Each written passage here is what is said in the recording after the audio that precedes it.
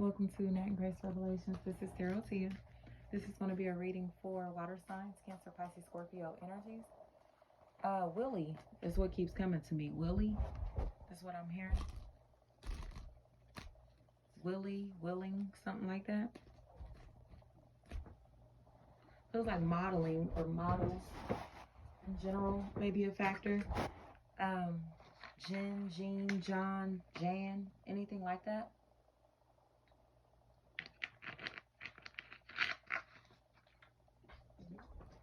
An opportunity is coming, a proposal of some sort, an offer.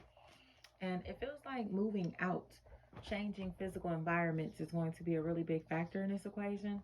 People seem really uncomfortable. But it honestly feels like they're trying to rush somebody to live a lifestyle that they're not accustomed to, trying to force someone to do things that they honestly aren't comfortable doing, especially if this is sexually or tied into expressing themselves in a sexual manner, you know? Maybe a sex partner that has become a really big factor in this equation, because this person seems like they're going from assuming that they can just do what they want with this person or in this equation, in this relationship, work, family, friend, or romantic,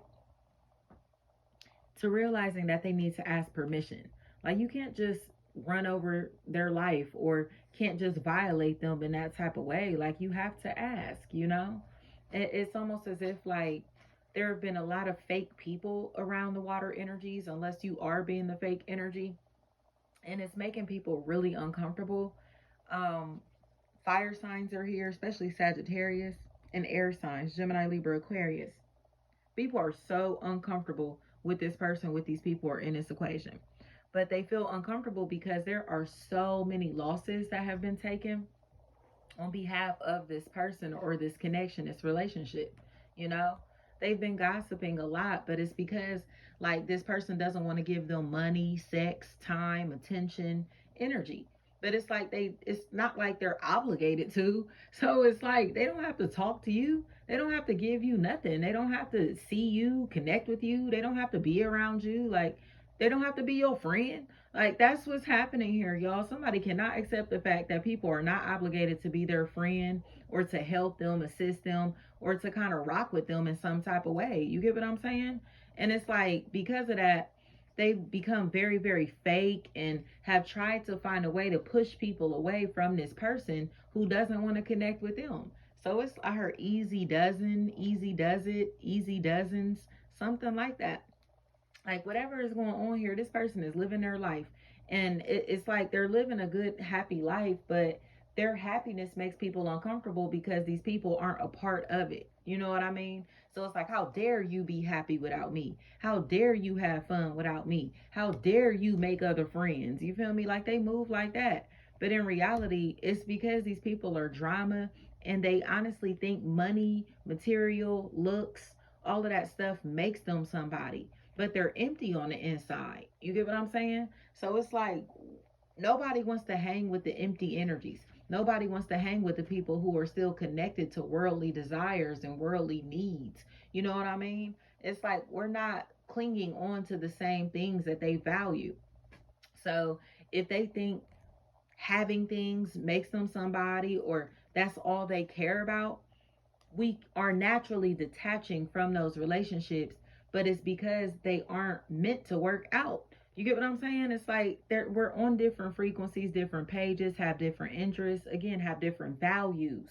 And because of that, they kind of are like trying to huff and puff and, like, bully their way into our lives by making us look like we should be desperate for the same hmm material gains that they have or that they're striving for.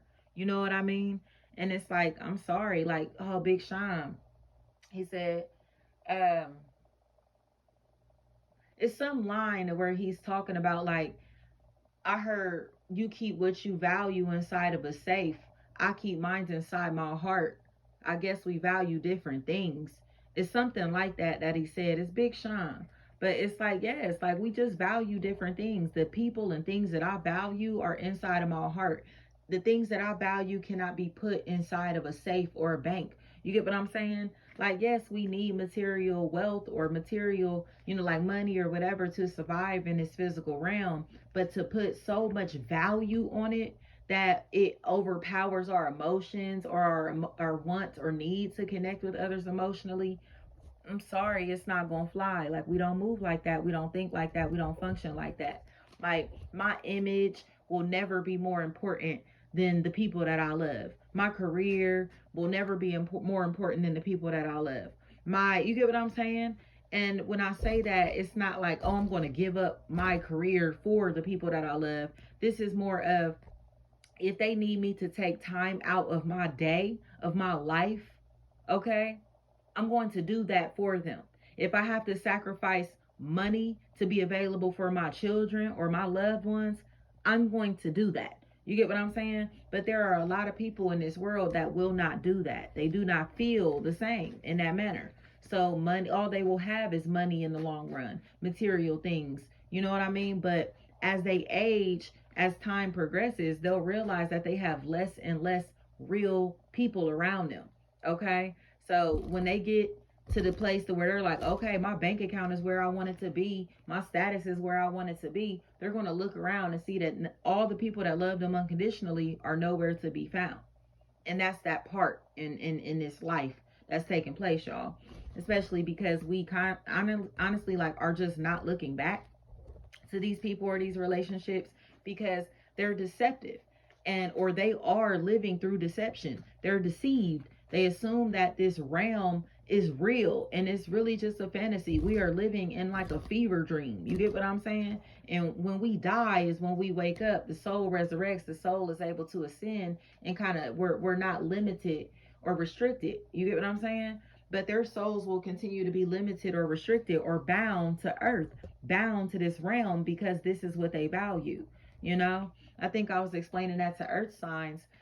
Is that like, this is a conversation that me and my husband have constantly, because we know that we both want our souls to ascend beyond this realm. We both have that understanding that we're not striving for just wellness and wealth in the physical reality. We prioritize our souls.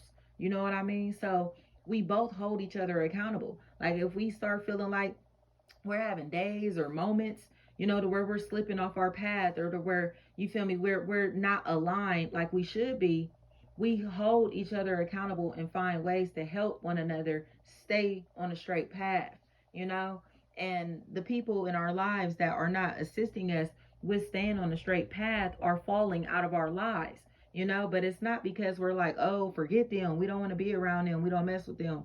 It's not that. It's frequency. You know what I mean? It's just like they naturally do not belong around us. And because, like, the higher that we elevate, the higher that we ascend, the closer that we get to God, the more that we activate our God selves and are in tune with our God selves, the more godly the people around us are becoming. You know what I mean? Even if they're unfamiliar faces, we are inviting godly energies into our life and attracting godly energies into our life. And the lower vibrational relationships are naturally falling off because they cannot live up here. They do not dwell up here. You get what I'm saying? So it's not that we think that we're better than anybody, or try to act like we're bigger and better than anything or anybody, or that we're um, invincible in any type of way. But we know how powerful the energy of God is. So we live through that.